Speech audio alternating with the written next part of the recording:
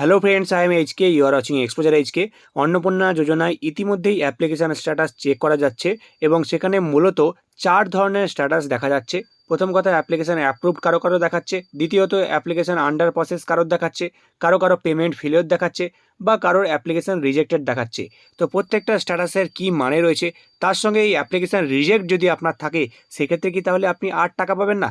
একদমই নয়, আপনিও টাকা পাবেন। এবং আপনার এডিট করে যখন সংশোধন করিয়ে নেবেন আপনার অ্যাপ্লিকেশানে কোনো ভুলভ্রান্তি থাকলে, সেক্ষেত্রে কিন্তু অবশ্যই আপনি তারপরে যখন ভেরিফাইড হয়ে যাবে আপনি টাকা পেয়ে যাবেন। তো কীভাবে সংশোধন করবেন, কী কী প্রসেস রয়েছে, সবটাই কিন্তু জানবো। তার সঙ্গে অ্যাপ্লিকেশান আন্ডার প্রসেস যাদের রয়েছে তারাই বা কী করবেন, পেমেন্ট ফেলিওর যাদের রয়েছে তারাই বা কী করবেন, সমস্তটাই কিন্তু জানবো। তাই ধৈর্য ধরে আপনারা ভিডিওটা প্রথম থেকে শেষ পর্যন্ত দেখুন। আপনাদের অনুরোধ, আপনারা ভিডিওটা একটু স্কিপ করবেন না, তা না হলে কিন্তু অনেক পয়েন্ট আপনাদের মিস হয়ে যেতে পারে। তো দেখুন, প্রথম কথা আপনাদের জানাতে চাই, যে সাইট রয়েছে, অফিসিয়াল পোর্টাল রয়েছে socialregistry.wb.gov.in, তো এই ওয়েবসাইটে কিন্তু বর্তমানে কাজ চলছে এবং প্রচণ্ডভাবে কিন্তু সার্ভারের ইস্যু রয়েছে। তাই আপনারা যখন স্ট্যাটাস চেক করতে যাবেন দেখতে পাবেন যে অনেক সময় অনেক রকম স্ট্যাটাস রয়েছে। কারো হয়তো দেখতে পাবেন যে আজকে পেমেন্ট ফেলেও রয়েছে, আবার কিছুক্ষণ পরে হয়তো চেক করবেন তখন হয়তো সাবমিটেড দেখাচ্ছে। আবার কারো হয়তো রিজেক্টেড দেখাচ্ছে, আবার কিছুক্ষণ পরে দেখবেন যে চেঞ্জ হয়ে গেছে। আবার হয়তো নতুন ফর্ম খুলে যাচ্ছে। এরকম বিভিন্ন রকম কিন্তু সেখানে সমস্যা লেগেই আছে। তাই বর্তমানে আপনার যে স্ট্যাটাস দেখাচ্ছে সেটার উপরে কিন্তু আপনারা বিশ্বাস একদমই করবেন না। আপনারা কিছুটা সময় অপেক্ষা করুন, তারপরে 1-2 দিন পরে আপনারা চেক করুন এবং সেখানে দেখুন যে স্ট্যাটাসটা কী দেখাচ্ছে, কোনো কিছু চেঞ্জ হচ্ছে কিনা, তারপরেই আপনারা কিন্তু কনফার্ম হন। তো কোন স্ট্যাটাসের কী মানে রয়েছে দেখুন, অ্যাপ্লিকেশান অ্যাপ্রুভ যদি লেখা থাকে, এর অর্থ হচ্ছে যে আপনার অ্যাপ্লিকেশানটি সাবমিট হয়ে গেছে এবং ভেরিফিকেশান কমপ্লিট হয়ে গেছে এবং টাকা কিন্তু আপনার ব্যাঙ্ক অ্যাকাউন্টে চলে এসছে কিংবা ঢুকে যাবে। আর অ্যাপ্লিকেশান আন্ডার প্রসেস যদি থাকে, এর অর্থ হচ্ছে আপনার ভেরিফিকেশান এখন অবধি কিন্তু কমপ্লিট হয়নি, কমপ্লিট হয়ে গেলে সেখানে স্ট্যাটাসটা কিন্তু চেঞ্জ হয়ে যাবে। আর যদি পেমেন্ট ফেলিওর থাকে, এর অর্থ হচ্ছে আপনাকে টাকা পাঠানো হয়েছিল কিন্তু কোনো কারণবশত আপনার ব্যাঙ্ক অ্যাকাউন্টে টাকা পৌঁছায়নি। আর রিজেক্টেড যদি থাকে, তাহলে হতে পারে যে পার্মানেন্টভাবে আপনার অ্যাপ্লিকেশানটি বাতিল করে দেওয়া হয়েছে কিংবা হতে পারে সাময়িকভাবে বাতিল করা হয়েছে।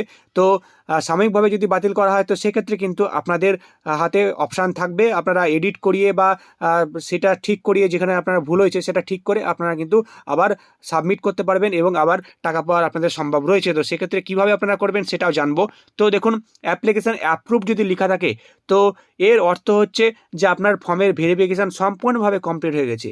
অ্যাপ্লিকেশানটি ফাইনাল অ্যাকসেপ্ট করা হয়েছে, অর্থাৎ ফাইনাল অ্যাপ্রুভার যিনি রয়েছেন তিনি আপনার ফর্মটি অ্যাকসেপ্ট করে নিয়েছেন এবং আপনার ব্যাঙ্ক অ্যাকাউন্টে টাকা ইতিমধ্যেই চলে গেছে অথবা পরবর্তী ধাপেই চলে যাবে। তো এক্ষেত্রে আপনার কী করণীয় রয়েছে, একমাত্র কাজ হচ্ছে আপনার ব্যাঙ্ক অ্যাকাউন্ট অবশ্যই চেক করুন, দেখে নিন যে আপনার ব্যাঙ্ক অ্যাকাউন্টে টাকা এসছে কিনা। যদি টাকা না এসে থাকে তাহলে এর মানে হতে পারে যে 1 জুলাইয়ের পরে আপনার হয়তো অ্যাপ্লিকেশান অ্যাপ্রুভ করা হয়েছে। তো সেক্ষেত্রে কিন্তু আপনি নেক্সট যখন টাকা পাঠানো হবে তখন কিন্তু আপনার ব্যাঙ্ক অ্যাকাউন্টে আপনি টাকা পেয়ে যাবেন। তো এরপরে অ্যাপ্লিকেশান আন্ডার প্রসেস যাদের রয়েছে, তো এর অর্থ কী রয়েছে, এর অর্থ হচ্ছে সরকারি কর্মকর্তারা আপনার ফর্ম যাচাই করছেন, ভেরিফিকেশান এখনও কমপ্লিট হয়নি। তো দেখুন, যদি অ্যাপ্লিকেশান আন্ডার প্রসেস থাকে তো এক্ষেত্রে কিন্তু দুটো জিনিস হওয়ার সম্ভাবনা রয়েছে। এক হচ্ছে অ্যাপ্লিকেশান অ্যাপ্রুভ, আর একটা হচ্ছে অ্যাপ্লিকেশান রিজেক্টেড। যদি আপনার সব কিছু ঠিকঠাক থাকে ফর্মে, যদি ভেরিফিকেশান কমপ্লিট হয়ে যায়, যদি অ্যাকসেপ্ট হয়ে যায়, তাহলে কিন্তু আপনার সেটা ফাইনাল অ্যাপ্রুভাল হয়ে যাবে, অর্থাৎ অ্যাপ্লিকেশান অ্যাপ্রুভড সেটা কিন্তু লেখা উঠে যাবে। আর যদি ফর্মে কোনো ভুলভ্রান্তি থেকে থাকে তাহলে কিন্তু আপনার সেই অ্যাপ্লিকেশানটি রিভার্টেড করে দেওয়া হতে পারে। সেক্ষেত্রে কিন্তু আপনার অ্যাপ্লিকেশানটি রিজেক্টেড করে দেওয়া হতে পারে এবং আপনার তখন স্ট্যাটাসটা চেঞ্জ হয়ে যাবে। হয় অ্যাপ্লিকেশান অ্যাপ্রুভ লেখা উঠে যাবে কিংবা অ্যাপ্লিকেশান রিজেক্টেড লেখা উঠে যাবে। তো এক্ষেত্রে আপনাদেরকে বলবো, আপনারা ধৈর্য ধরুন এবং বারবার স্ট্যাটাস চেক করুন এবং দেখুন যে কোন দিকে পরিবর্তন হচ্ছে। আর পেমেন্ট ফেলিওর যদি থাকে, তার মানে কি আপনারা আর টাকা পাবেন না? তো এক্ষেত্রে আপনাদেরকে বলতে চাই যে টাকা ঢোকার ক্ষেত্রে সাময়িক বাধা রয়েছে, কিন্তু বাতিল হয়নি আপনাদের অ্যাপ্লিকেশান। এর আসল অর্থ হচ্ছে আপনার অ্যাপ্লিকেশানটি কোনোভাবেই রিজেক্ট করা হয়নি, শুধুমাত্র টেকনিক্যাল বা সার্ভার সমস্যার কারণে টাকা পাঠাতে গিয়ে সমস্যা হয়েছে। তো এক্ষেত্রে কী হয়েছে, এক্ষেত্রে কিন্তু সার্ভার ঠিক হলে সরকার একবার নয় আবারও কিন্তু টাকা দেওয়ার চেষ্টা করবে আপনার অ্যাকাউন্টে। টাকা যদি ঢুকে যায় তো সেক্ষেত্রে কিন্তু কোনো অসুবিধা নেই। আর যদি টাকা না ঢোকে তো সেক্ষেত্রে আপনার কী করণীয় রয়েছে, তো সেক্ষেত্রে ব্যাংকের সাথে অবশ্যই আপনারা যোগাযোগ করুন। অবিলম্বে আপনার ব্যাংকের শাখায় কথা বলুন, আপনার সমস্যার কথা বলুন। আপনার ডিবিটি অ্যাক্টিভ রয়েছে কিনা সেটা একবার দেখে নিন।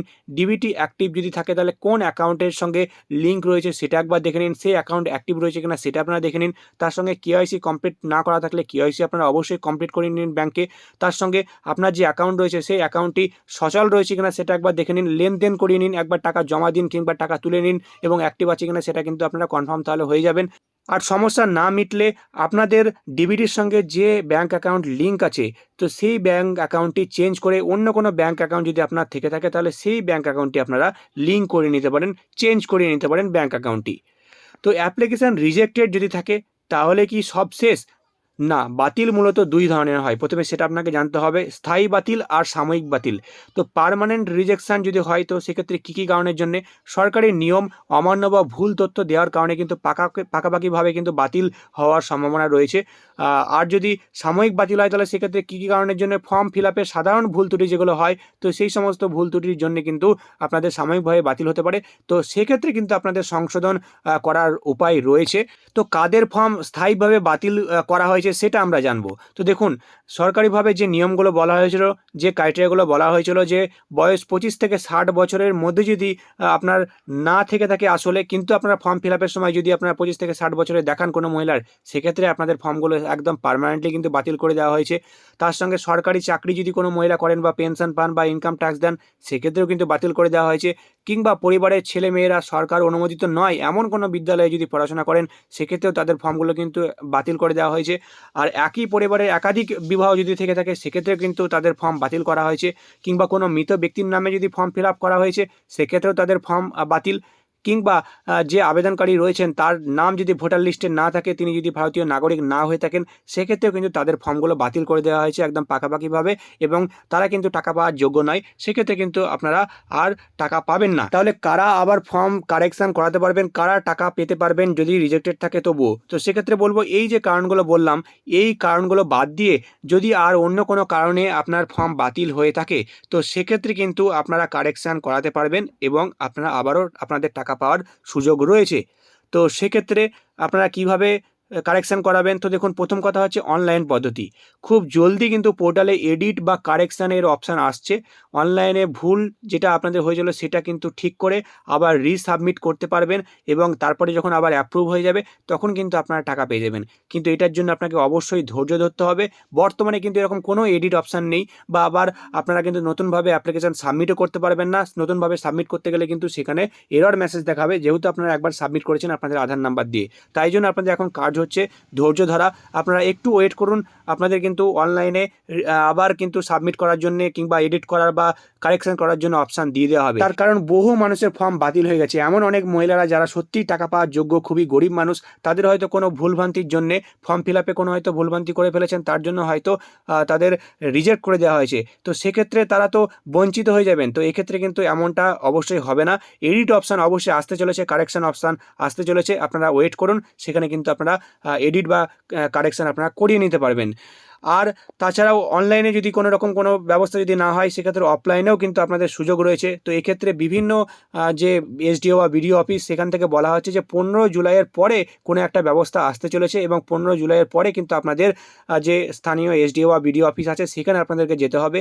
আপনার যে অ্যাপ্লিকেশন আইডি, তার সঙ্গে আপনার যে সমস্ত ডকুমেন্টসগুলো, সেই সমস্ত ডকুমেন্টসগুলো কিন্তু আপনাদেরকে নিয়ে যেতে হবে সেখানে, এবং তারাই আপনাদের যে সমস্যা রয়েছে সেই সমস্যার সমাধান কিন্তু করিয়ে দেবে। কোনো ভুল থাকলে সেই ভুলগুলো কিন্তু সেখান থেকে দেখে আপনাদেরকে বলে দিতে পারবেন, এবং সেই ভুলগুলো আপনারা সেখান থেকে সংশোধন করিয়ে নিতে পারবেন।